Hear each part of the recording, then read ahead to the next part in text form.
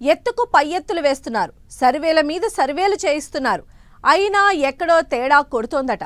BRS కన్నా ఇప్పటికీ 5% ఓట్ల తేడాతో వెనుకుందట కాంగ్రెస్. అందుకే కొత్త పేర్లు తెర మీదకు తెస్తున్నారట. క్యాస్ట్ ఈక్వేషన్లు, ఓట్ల లెక్కలతో నిన్న రేసులో ముందున్న నేతలు ఇవాళ వెనుకబడిపోతున్నారట. ఇవాళ టికెట్ కన్ఫర్మ్ అనుకున్న నేత అసలు టికెట్ రేసులో కూడా లేరని అంటున్నారు. జూబ్లీహిల్స్ బైపోల్ పైన కాంగ్రెస్ లెక్కలేంటి, ఎందుకు కొత్త ముఖాలకు తెర మీదకు తెస్తున్నట్లు? జూబ్లీహిల్స్ బైపోల్ పై కాంగ్రెస్ కొత్త ఈక్వేషన్స్. రోజుకో కొత్త పేరును తెర మీదకు తెస్తున్న నేతలు. జూబ్లీహిల్స్ రేసులో రోజుకో పేరు, ఎందుకీ ట్విస్టులు? నవీన్ యాదవ్కే టికెట్ పక్కాన, మరి గందరగోళం ఎందుకు? ఇంతకు కాంగ్రెస్ జూబ్లీహిల్స్ రేసు గుర్రం ఎవరు? Political situation next level heat ను క్రియేట్ చేస్తోంది. రాజకీయ వేడి అంతకంతకు రాజుకుంటోంది.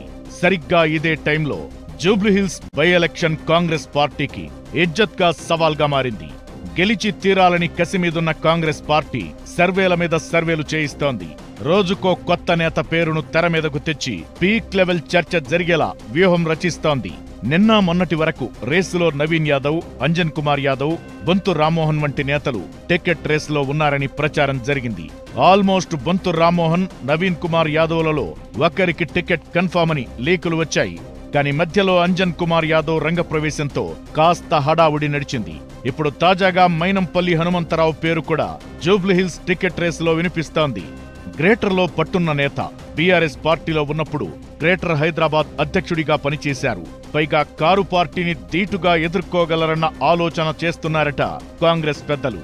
మైనంపల్లికి టికెట్ ఇస్తే త్వరలో రానున్న జీహెచ్ఎంసీ ఎన్నికల్లో పార్టీకి కొంత అడ్వాంటేజ్ గా మారే అవకాశముందని లెక్కలు వేసుకుంటున్నారట. అయితే రాష్ట్రంలో ప్రస్తుత రాజకీయ స్థితిగతులు, జూబ్లీహిల్స్ పరిస్థితులను దృష్టిలో పెట్టుకుని ఉప ఎన్నికల అభ్యర్థిగా బీసీలకు అవకాశం ఇవ్వాలని కూడా కాంగ్రెస్ పెద్దలు భావిస్తున్నారట. జూబ్లీహిల్స్ నియోజకవర్గంలో యాదవ సామాజిక వర్గం ఓటర్లు ఎక్కువగా ఉన్నట్లు కాంగ్రెస్ సర్వేలో తేలింది. దీంతో యాదవ సామాజిక వర్గ నేతకు టికెట్ ఇస్తే బాగుంటుందని కాంగ్రెస్ లో చర్చ నడుస్తోంది.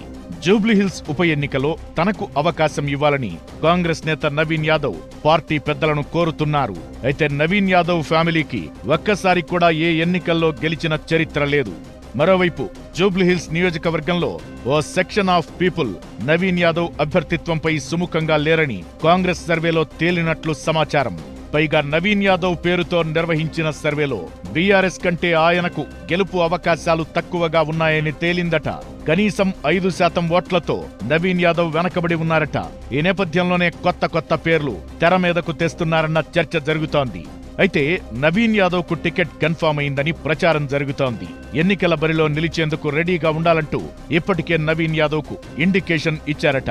దీంతో టికెట్ విషయంలో ఎంత గందరగోళం నడుస్తున్నా నవీన్ యాదవ్ మాత్రం టికెట్ తనకే వస్తుంది, గెలిచేది కూడా తానే అన్నట్లుగా సైలెంట్ గా ఉంటున్నారట.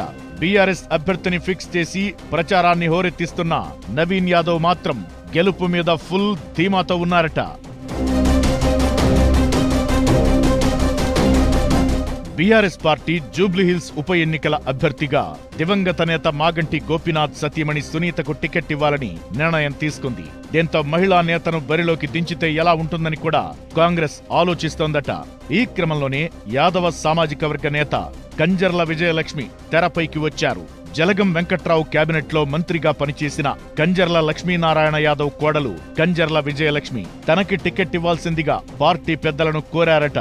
తనకి టికెట్ ఇస్తే నియోజకవర్గంలోని పలువురు బీఆర్ఎస్, బీజేపీ కార్పొరేటర్లు కాంగ్రెస్ లోకి వస్తారని కంజర్ల విజయలక్ష్మి చెబుతున్నారట.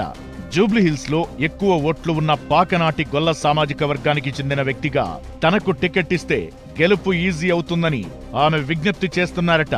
మరోవైపు తనకు టికెట్ ఇవ్వకపోతే తన సతీమణి బొంతు శ్రీదేవి యాదవ సామాజిక వర్గానికి చెందిన వ్యక్తి కావడంతో ఆమె అభ్యర్థిత్వాన్ని పరిశీలించాల్సిందిగా బొంతు రామ్మోహన్ కాంగ్రెస్ పెద్దలను కోరుతున్నట్లు సమాచారం.